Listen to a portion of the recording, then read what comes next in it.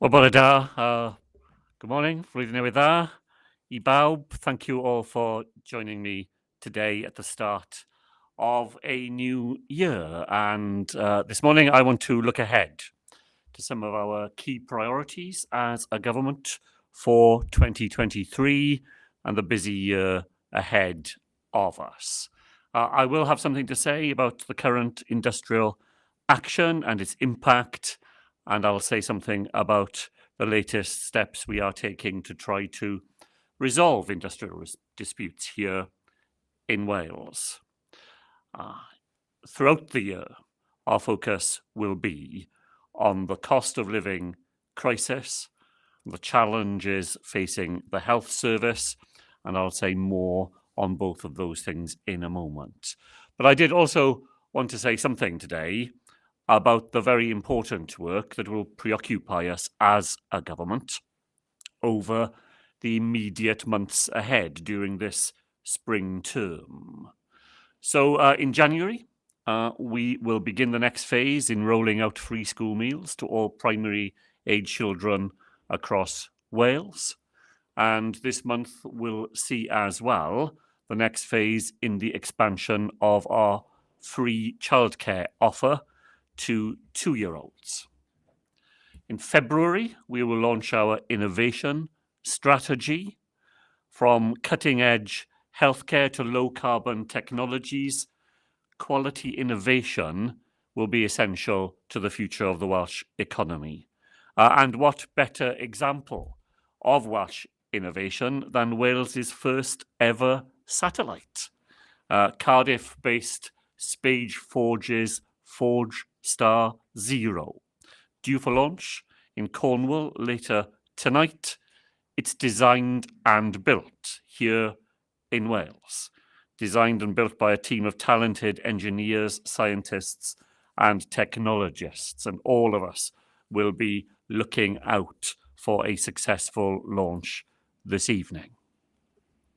February as well will see the introduction of our new Net Zero Skills Action Plan. We know that the jobs of the future are bound up in our effort to create that greener future for Wales. Those will be the jobs and skills that will be required in a successful modern Welsh economy. By the time we arrive in March, we will have a budget to pass. This has been the most difficult budget round since the start of devolution, and we will be working hard with others to secure the votes needed to confirm the budgets on which our public sector partners and others rely. In March, we anticipate that the Social Partnership Bill, now in front of the Senedd, will complete its passage onto the statute book. And that's a real sign of the sort of progressive government we provide here in Wales, and a stark contrast with the ongoing attacks on workers' rights which continue at Westminster. And over the whole of this year, we'll be supporting schools as they phase in the new curriculum for Wales, a curriculum which will see children learning about Welsh history and the history and diversity of communities here in Wales, and particularly the stories of Black, Asian and minority ethnic people. The climate and the nature emergency quite certainly have not gone away, and this year will see fresh action to preserve and restore Wales's natural habitats and to stem the loss of species. And we'll be working hard with Plaid Cymru to see if there are ways in which we can further stretch our ambitions and bring forward the date for achieving a net zero Wales. As part of that, our Clean Air Bill will be introduced in March of this year. And later in the summer, we'll implement the ban on single-use plastics, which the Senedd passed just before Christmas. Now, last year, we were proud to welcome thousands of refugees to Wales from Hong Kong, from Afghanistan, and from Ukraine. And those efforts will continue right across the whole of the coming year. We remain determined to provide a warm welcome to all of those who have chosen to make Wales their home. I want to say something about the cost of living crisis, which continues to heap pressures on families and on businesses, with very little sign that this will get easier anytime soon. All the indications point to this year being another tough one for families right across Wales. The UK economy is now in recession. Inflation remains in double figures. Food prices are rising fastest of all, and energy bills will go up again in April of this year. We know the sacrifices that families are having to make to help to get ends to meet. And this year and the next, according to independent experts, are likely to see the biggest falls in disposable household incomes ever since records began. That is the background against which the Welsh Government will continue to do all we can to help people, providing targeted support where we can, and by putting money back into people's pockets through our universal schemes and programmes, free prescriptions, free school meals, other things that we do here in Wales to leave money in people's pockets to deal with all the other demands that they face. And at the same time, we will continue to put pressure on energy companies to reduce costs for those who have the least. It's a scandal that people who rely on prepayment meters should have to pay for energy before they have used any energy at all. And we call again on the UK government to put an end to the daily standing charges for prepayment customers and to move to a social tariff that would offer protection to those for whom energy costs are now such a significant drain on their weekly incomes. I want to say something about the health service and the continuing difficulties which this winter poses for our health and care services. A combination of high levels of flu, a return of coronavirus circulating in communities over Christmas, together with a rise in cases of strep A, has led to unprecedented levels of demand right across the whole of the services which the NHS provides. The 27th of December was probably the busiest day the NHS has ever experienced in the whole of its more than 70-year history. Here in Wales, 550 people were admitted to hospital on the 27th of December alone. And at the same time, we have a very large number of people who are in hospital but medically ready to be discharged. They may be waiting for tests or assessments or for some elements in a care package. But while you have that extraordinary demand at the front door of the hospital, it's right that we take action to free up bed space for those whose needs are the most urgent. That is why Wales's Chief Nurse and the Deputy Chief Medical Officer recently issued advice to support clinicians safely to discharge some people home where they can be supported while they wait for those tests, while they wait for those assessments. You don't need to be in a hospital bed waiting for that to be carried out. Now, the pressure on our hospitals over the Christmas and the New Year period has meant that some people have waited a long time to be able to access care. And I echo the apologies of the Chief Executive of NHS Wales to anyone who has experienced such a wait.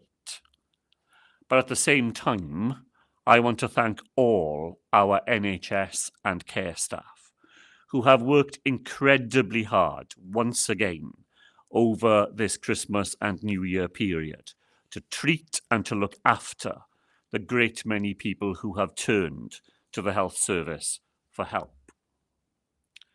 Now, the weeks ahead will continue to be challenging ones for our NHS.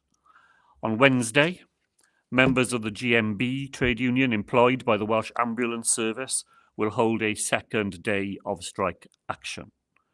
Ambulance staff will also take part in coordinated strikes called by the GMB and Unison in large parts of England on the same day.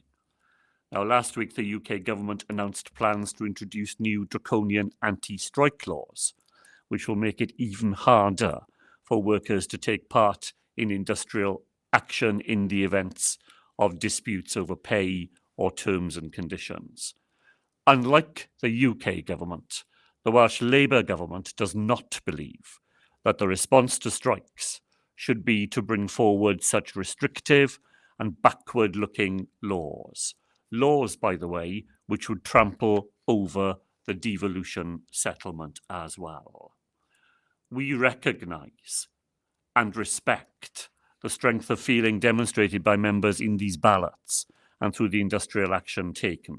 We know that these are never decisions which have been reached lightly, and we remain committed to working in social partnership with our trade unions to explore a way to resolve current disputes. It was in that context that on Friday of last week, the Health Minister wrote to health unions in Wales to invite them to discuss an offer to try and resolve current disputes. We have worked very hard across the government and across the Christmas period to bring together the resources which underpin the offer. An offer which has three elements for discussion and for negotiation. A one-off, non-consolidated pay award paid for from this financial year's budget. Secondly, discussions on ways in which we can move forward on staff welfare issues and on reducing agency spend. And thirdly, ways in which we can work together to restore confidence in the pay review body process. Now, I hope, of course, that we will be able to find a resolution to this dispute in social partnership, and I look forward to those meetings happening with our trade union colleagues later this week. All in all, then, we have a very busy year ahead, a year in which there are challenges, but as ever, opportunities for us here in Wales. The way we will face them is the way we always face challenges here in Wales, by coming round the table and facing them together, so that we work hard in partnership to build that stronger, greener and fairer future for us all. Diolch yn fawr I chi gyd. As ever, I'll now take questions from our journalist colleagues, some of whom are here in the room and some of whom will be on the screen. And first, this morning to Felicity Evans from BBC Wales. First Minister, thank you very much. If you could answer bilingually, I'd be very grateful, please. Are you able to give us more details of the nature of this one-off pay award offer? How much are you offering? To whom is it being offered? Are you now treating health workers as a special case in all of the potential industrial disruption that we could be facing this year? Well, we will begin discussions this week with our health trade unions because there are actual disputes and actual strikes taking place in that sector. That does not rule out, of course, continuing to discuss with trade union colleagues in other sectors the issues which they are facing and potential solutions we could offer here in Wales. I anticipate that I'm likely to disappoint you during the next half hour by not being able to share specifics over amounts of money or how it might be used. These are negotiations with our trade union colleagues. It would be disrespectful, I feel, not to put those issues in discussions with them first. Once we've had those discussions, we will, of course, share more of the details. But it's right and proper that the people who we are directly in discussions with get to hear some of those further details when we have the opportunity to be around the table together. Wel, ni'n dechrau gyda'r undebau yn y maes iechyd, achos mae streics da ni ar hyn o bryd yn y maes. Na, mae hwnna ddim yn gweud wrth gwrs o gwbl. Dydy ni ddim yn fodlon i parhau i sgwrsio gyda'r undebau eraill mewn maesau eraill ble mae problemau wedi codi. A fel dwi wedi dweud yn barod, y Llywodraeth yma yng Nghymru, ni'n barod bob tro i eistedd lawr gyda'r bobl ac i trafod pethau.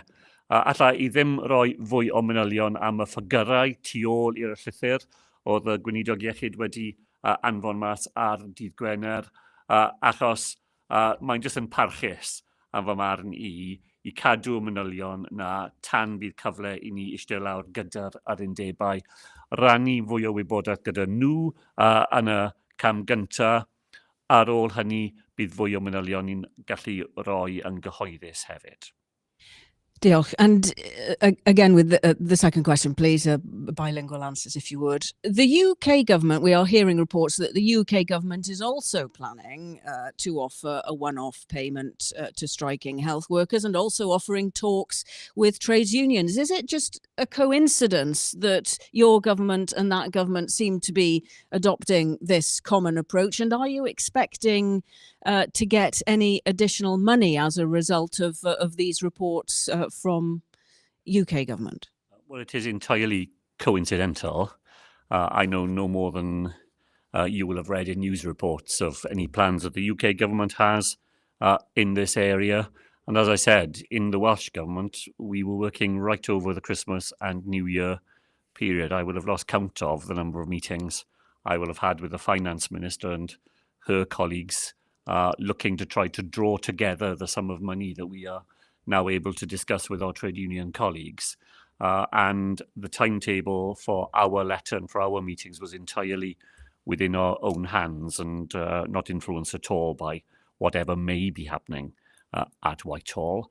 Well, quite certainly, if there is new money available to pay staff in England, that should lead to a barnet consequential here in Wales. That is straightforwardly how the rules should operate. I'm afraid we've become more used than we would wish to be to the UK government finding ways of avoiding the Barnet formula. But we will certainly be looking very closely indeed at anything that they do put forward. And if it involves new money, then the system is absolutely unambiguous. That should lead to money for Northern Ireland, for Scotland, and for Wales. And if money did come to Wales for those purposes, I'll say again what I've already said to our trade union colleagues, that money that came our way as a result of pay discussions in England would be devoted to a better pay offer here in Wales. So, dydyn ni ddim wedi clywed dim byd oddi wrth y Llywodraeth yn San Steffan am pethau mae nhw'n wneud. Ni wedi gweithio'n galed dros y Nadolig a dros y flwyddyn newydd i paratoi am y pethau ni'n mynd i trafod gyda'r undebau yma yng Nghymru, a does dim cyswllt o gwbl rhwng o beth ni wedi wneud a beth sy'n mynd ymlaen yn Lloegr os mae rhywbeth yn mynd ymlaen. Os mae arian newydd yn dod i helpu setlo'r problemau yn Lloegr, wel, mae'r system yn glir. Bydd hwnna yn adlewyrchu at arian newydd i ni yma yng Nghymru. Dros y cyfnod diwetha, ni wedi weld y drysorlus yn San Steffan i treul i ysgoi roi arian i ddyn nhw. So bydd rhaid i ni cadw llygaid ar beth sy'n yn digwydd yn Lloegr, ac os mai arian newydd ar y bwrdd yna, a mae hwnna'n dod gyda'r arian newydd i ni, allai i ddweud bore yma beth dwi wedi ddweud i'r undebau yn barod, os bydd arian newydd yn dod am cyflogi bobl, bydd yr arian i gyd yn mynd at yr un peth yma yng Nghymru. Diolch yn fawr. Firstly, over to Adrian Masters in ITV Wales. Thank you, First Minister.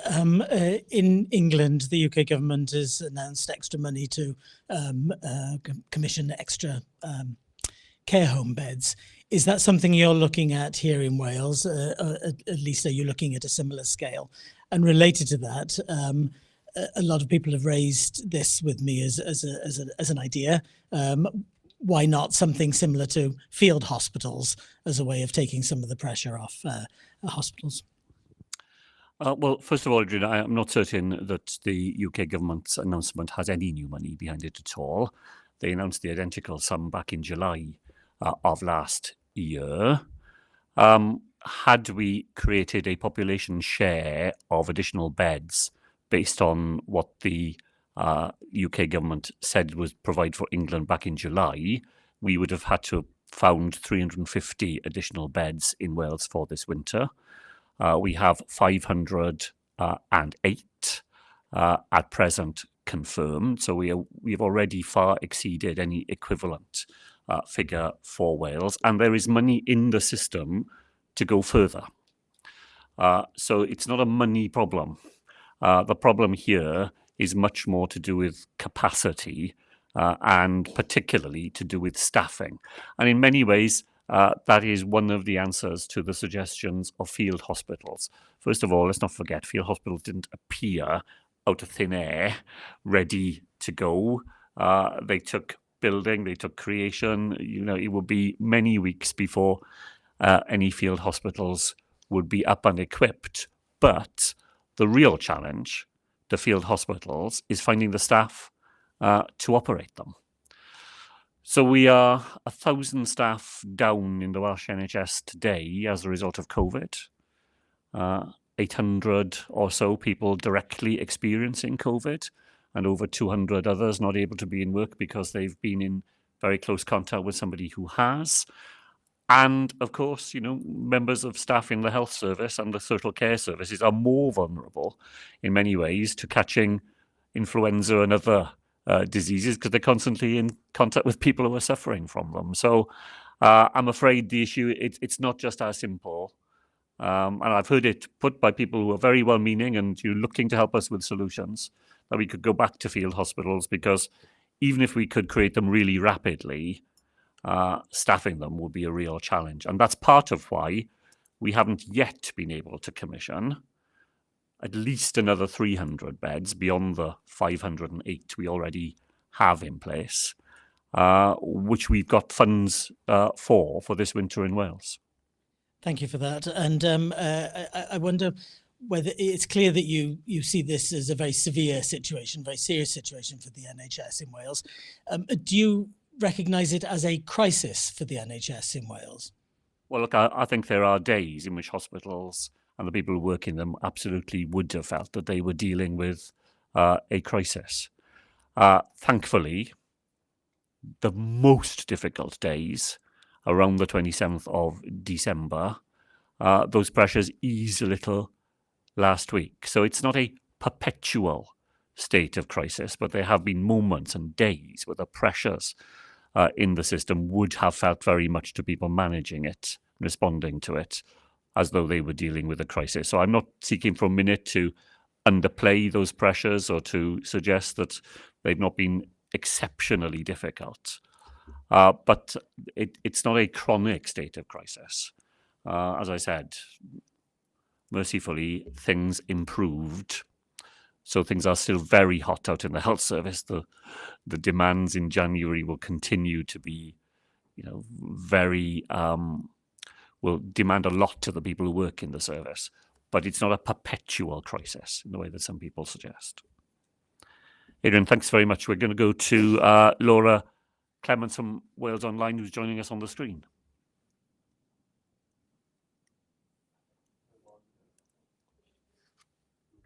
Oh, sorry, we're not going to. We're going to go to Andy, who's here in the room, Andy Davis from ITN. Just picking up on that theme, First Minister, when you look at the state of the NHS in Wales, in particular, the times people are having to wait for treatment, the frankly awful conditions that some people are having to endure while waiting for that treatment, are you embarrassed?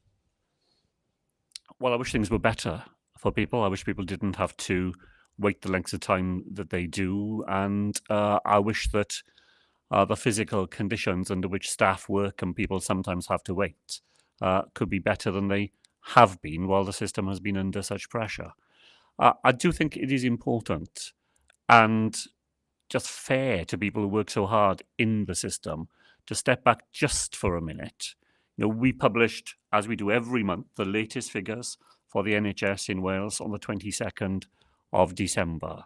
They show that waits are down at every point in the system, that we are seeing more people within 21 weeks from the start to the finish of their treatment than we have at any time since the pandemic.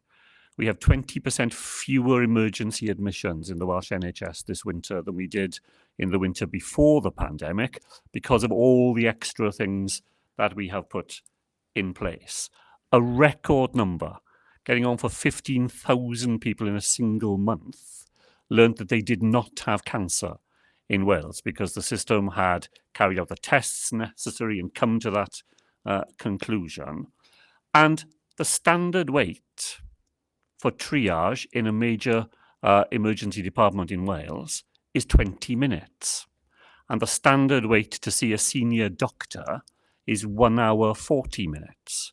So while the system is under huge pressure, and I'm keen to emphasize none of this is to minimize that, the system goes on managing to see hundreds of thousands of people every month and to do that successfully.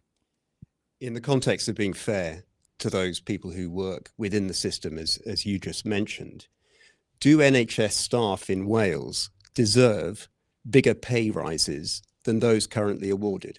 Yes. I've always said that. Do people deserve that? They do. They deserve to be fairly rewarded for the vital work they do. And it is no surprise to me that a decade of austerity followed by runaway inflation has the impact that it has on people feeling that they have no alternative but to express the disquiet they feel through the action they are taking. The amount of money we are able to put on the table for recurrent pay awards is absolutely linked to the level of pay awards that are struck in England that then gives rise, as we heard earlier, to a barney consequential for us.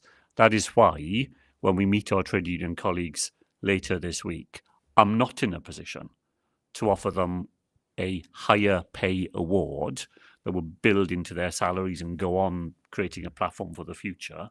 But we have managed to find a sum of money that would enable us to make a one-off payment to our NHS staff before the end of this financial year. And that's what we will be discussing with our trade union colleagues when we meet them, hopefully, as I say, later this week. I'm going to carry on, I think, talking to people in the room. Simon, yeah, I'm just checking that that's the case, which Hannah Thomas is here from LBC. Thank you. So the Royal College of Nurses says a one-off payment won't end strike action. And I know you say you can't give us detail, but you said there are discussions that will be taking place this week. Can you just enlighten us as to what is going to happen and whether you can meet their demands? Well, I saw that the RCNA Wales had said that the letter that they'd received was a step in the right direction, and they look forward to those further discussions.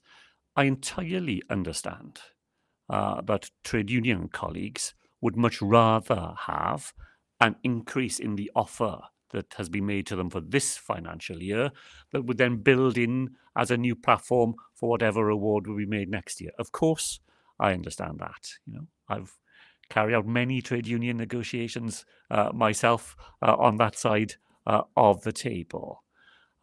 We are simply not able to do that in Wales. But what we have done, as I say, it has required an enormous amount of work involving, in the end, every single one of my ministerial colleagues to look at plans that we have for the final quarter of this year, and to amend those plans to release a sum of money that we can put on the table, which we can then talk to our trade union colleagues about how that sum of money could best be distributed amongst their members. It will not be, and I recognise that from the outset, what trade unions would ideally be looking for, but it will be a sum of money that would not otherwise be available to their members during a difficult period with all the cost of living pressures that we have faced, that could go directly into their members' pockets. And no trade union would not be willing to talk about that, even though, in the way that we've heard, we know from the outset that it would not be their preferred solution. Thank you. And just a few days ago, Plaid Cymru have accused Welsh Government of hypocrisy. So, obviously, Welsh Government have hit out at the UK Government at all these strikes. And yet, so far, you haven't had talks with the unions. Is that going to change?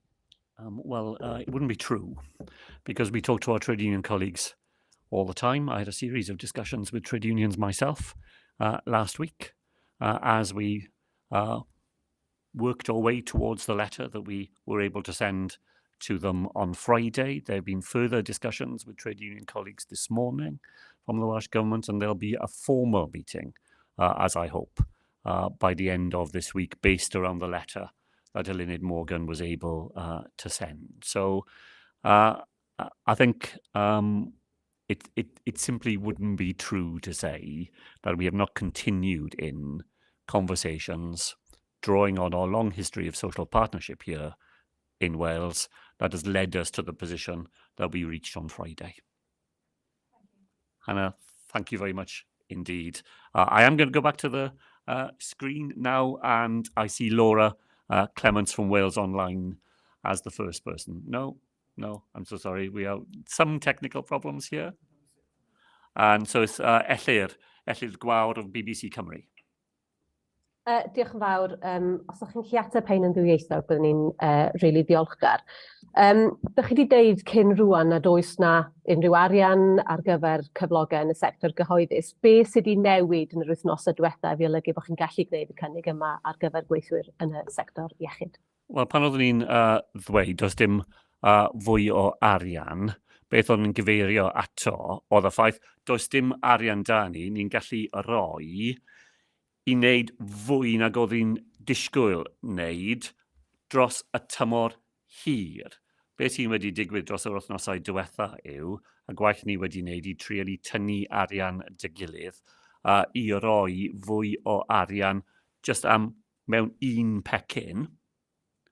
A bydd hwnna ddim ar gael yn y flwyddyn ariannol nesaf. So mae hwnna wedi digwydd achos y gwaith galed ni wedi wneud i edrych ar y pethau oedd o flaen ni yn y cwarter ola o'r flwyddyn ariannol hon, ac ail trefnu pethau i ffindio'r arian.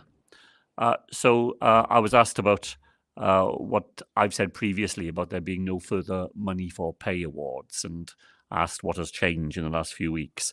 What I explained is that when we talked about there being no further money, that was in the context of a consolidated pay award in which we would have put extra money into the pay package this year, that it would recurred next year. And that hasn't changed. Regrettably, from our trade union colleagues, I know what we have been able to do through a great deal of hard work is to identify a one-off sum of money, working with all my cabinet colleagues at plans we would have had for spending money, particularly in the final quarter of the year, and being prepared to reorder that. And it's painful, I can tell you that. Every piece of money that we are now being able to find for negotiations with our trade union colleagues is money we don't have to spend on something else. And all colleagues in the Welsh Government will have things that they would have been looking to do that we're now having to reorder. But that means that one-off sum of money is available, and that's what we will be discussing, we hope, by the end of this week. Diolch yn fawr. Ydych chi'n dweud bod gennych chi ddigon o bres er mwyn rhyddhau mwy o bobl allan o'r ysbyty, ond gyda staff i wneud hynny. Felly, beth ydych chi'n wneud er mwyn trio cael mwy o'r staff? Mae hyn yn swnio fel atebion tymor byr i broblemau tymor hir iawn. Wel, wrth gwrs, ni'n buddsoddi fwy o arian mewn hyfforddiant nac mewn unrhyw amser dros y cyfnod o nid jyst datganoli, dros y cyfnod o'r gwasanaeth iechyd i gyd. Ni'n buddsoddi 262 miliwn o bunnoedd yn y flwyddyn ariannol hon, fwy o bobl yn cael a hyfforddi na unrhyw amser. Ni'n hyderus nawr bydd 12,000 fwy o staff yn dod mas o'r proses hyfforddiant erbyn 2024. Ni'n siarad am nyrsys, doctoriad a pobl eraill sy'n gweithio fel clinigwyr yn y maes.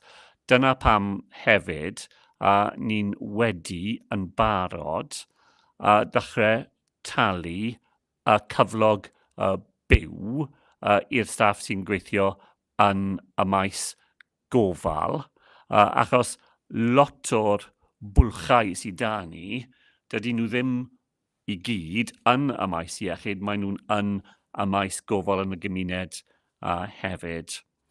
Well, I was asked about steps we are taking to make sure that in the longer run, there are staff available for health services and social care services.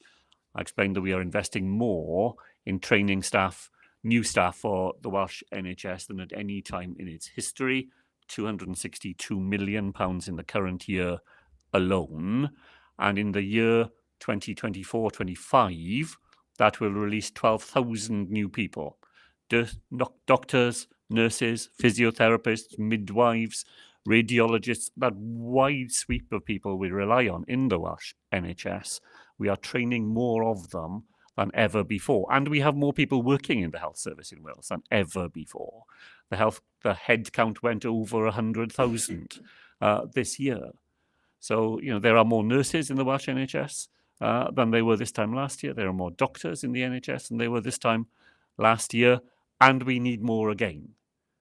Because there are vacancies even when we are recruiting in the way that we are. And I also explained that the challenge is not just in the health service. Of course, it is in social care as well. And that is why we brought forward our commitment to pay the real living wage to social care workers to the start of the current financial year. And we will find £70 million in next year's very challenged budget to make sure that we can go on paying the real living wage at its new and higher level to social care workers from the start of April onwards. Diolch yn fawr. I'm going to Claire next. Claire Bod of Bauer Media, who's here in the room. Minister, so last week the Chief Executive of the NHS Wales apologised to patients who have had these awful experiences, waiting in ambulances for 24 to 48 hours, people being brought into NHS on planks of wood. Do you also apologise to those patients as First Minister? I think I did that in what I said at the start of this afternoon. I echoed the apology that was made by the Chief Executive of the NHS. Nobody wants to see people faced with those sorts of experiences in the Welsh NHS, and nobody worries about them more than the people who work on the front line. So, of course, I echo that apology, and you can be sure that we are doing everything we can together with those people who are responsible for the direct running of our health boards to try and make sure that the position improves. And just my second question, sort of following on from that, can you guarantee that enough work will be done this year to prevent those stories being headline news this time next year?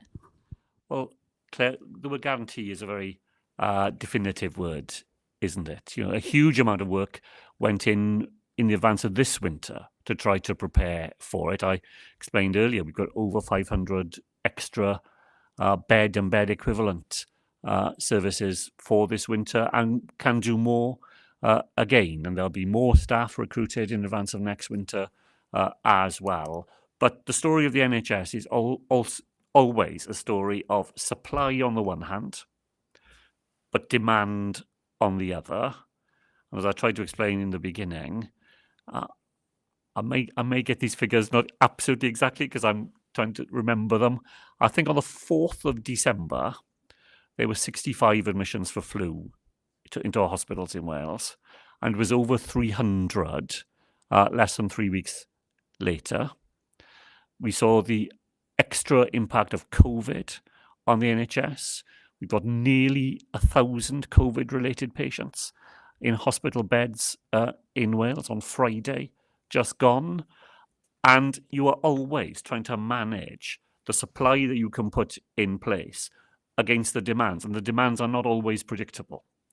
And on the 27th of December particularly, we saw that confluence of extra flu demand, extra COVID demand, the pent-up demand that's always there over Christmas.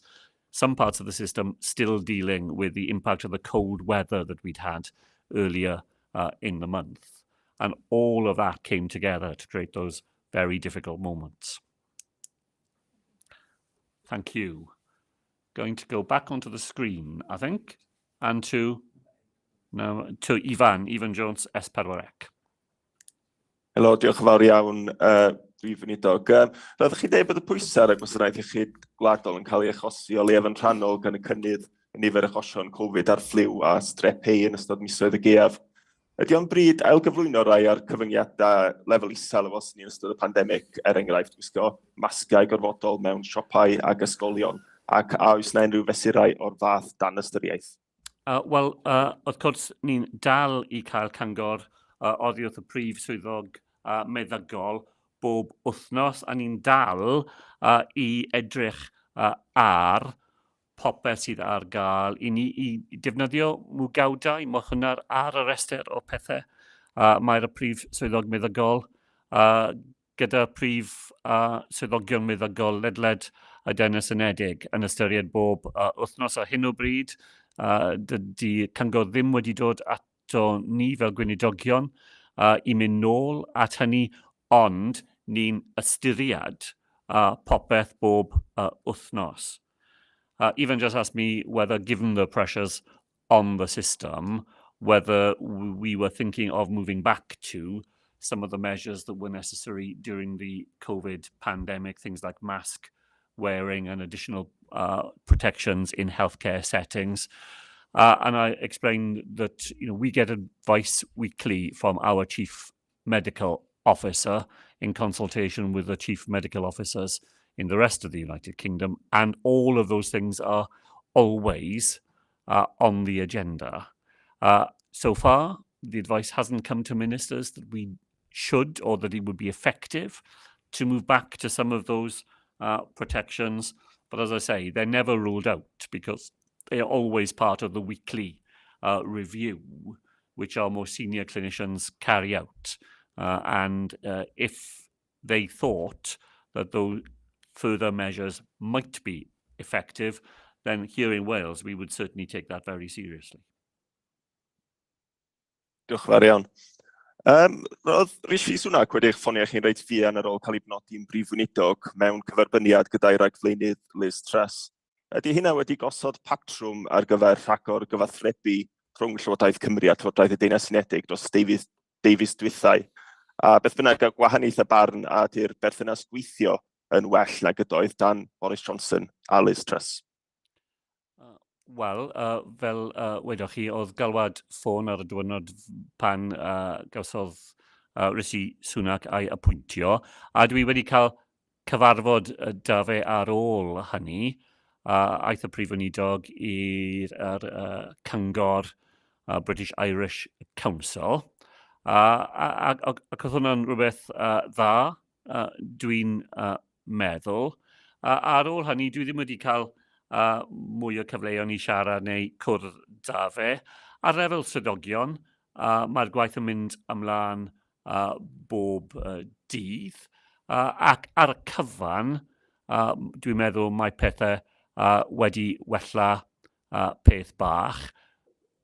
Fel wedais i mwy nag unwaith yn ystod y pandemig, be dwi eisiau weld yw nid just pethau sporadic pan mae cyfarfodydd yn digwydd heb cynllunio o flaen. Dwi eisiau weld patrwm o pethau yna i le, le ni'n gallu dibynnu ar y patrwm i siarad y gilydd am y problemau ni'n wynebu dros y Deyrnas Unedig. So even asked me, he said that the new Prime Minister had made a phone call to the First Minister of Wales, as he did to the First Minister of Scotland on the day he was appointed, and even was asking whether that had translated into further contacts.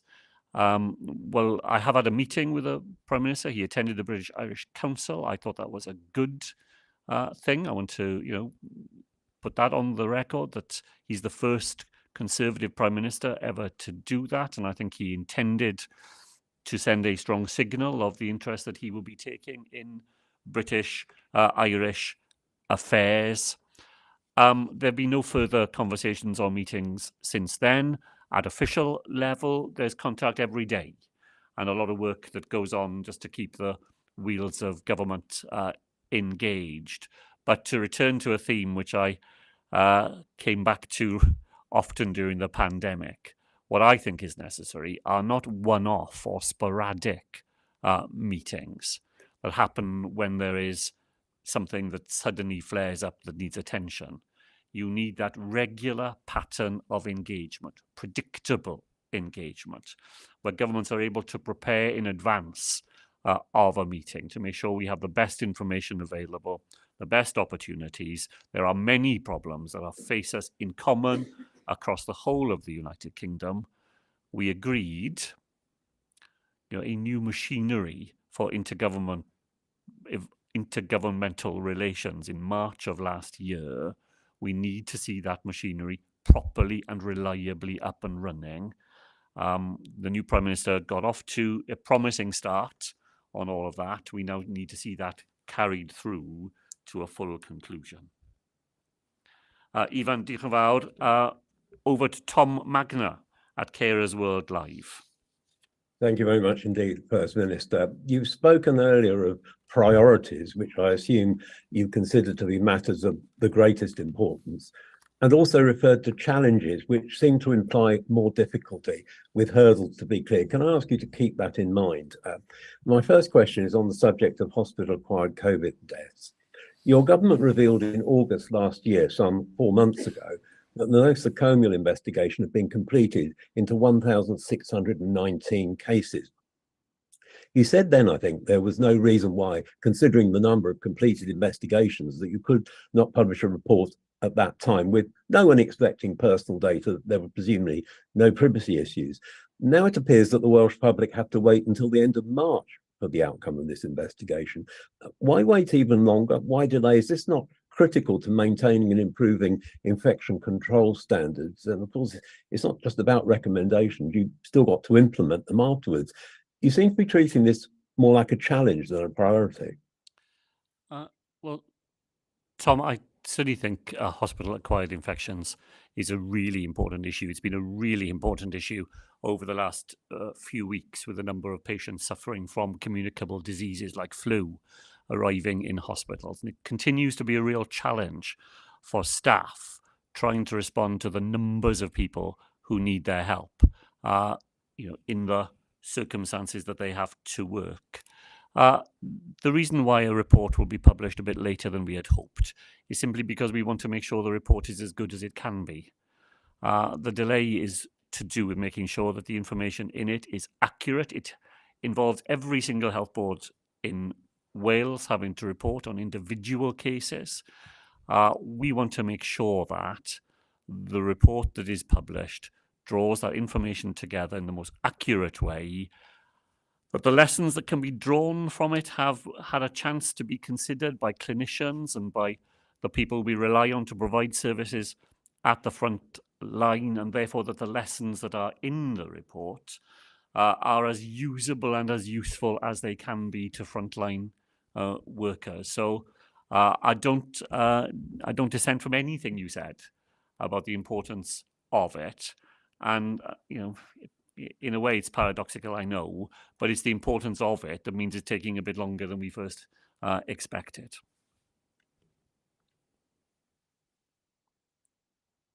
Again, thinking of priorities and challenges, can I ask you about the promised National Unpaid Carers Register for Wales? Around about this time last year, in answer to one of my questions, you promised that it would be published in October, but it's yet to see the light of day.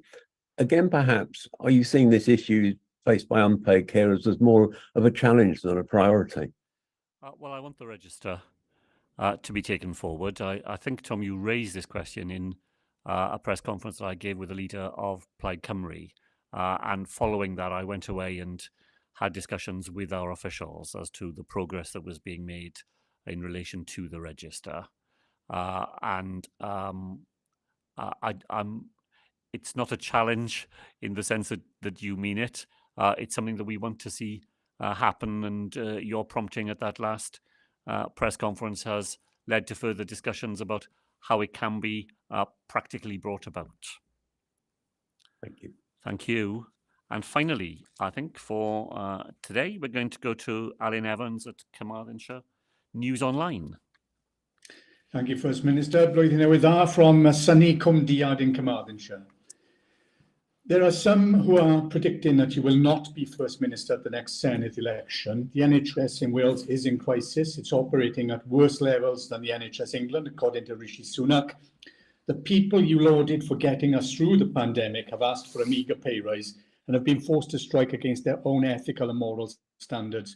Do you take full or part responsibility? And if not, who or what is to blame? And in answer to that question, will you also be standing aside at the next Senedd elections?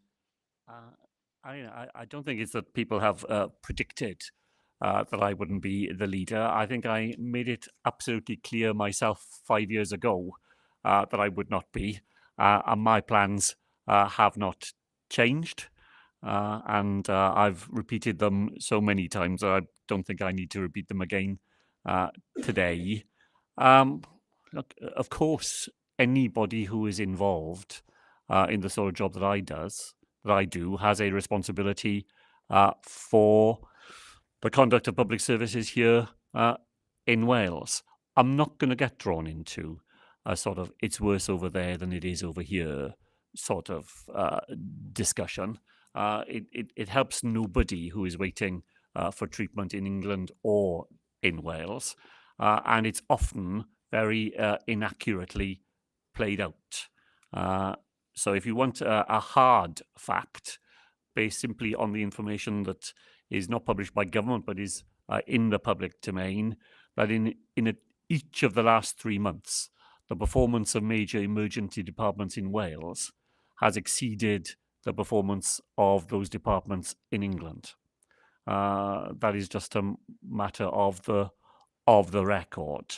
I take responsibility for what happens here in Wales, together with both my ministerial colleagues and with all those people who work in the health service in every part of Wales, and who, as I've said repeatedly this morning, work so very determinedly, sometimes under very challenging conditions, to make sure that people in Wales continue to have a health service they can rely on. We've heard from you and your ministers time and time again that the problems Wales faces economically and the knock-on effects of that can be blamed entirely on the Conservative government at Westminster. Labour are ahead in the polls in the run-up to the next general election. Can you categorically say that a Labour government in Westminster and a Labour government in Wales will make a difference, not just sticking plasters, and restore the equilibrium and put an end to the excuses for the failings in government? Well, I can categorically say to you, absolutely, that having a Labour government to work with at Westminster would be a transformative experience for a Labour government here in Wales. Again, as I've said in the past, the history of the 2 decades of devolution is a game of 2 halves. In the first decade, of devolution, when there was a Labour government in Westminster, the budgets available to support public services in Wales grew in real terms every single year, throughout the whole of the decade.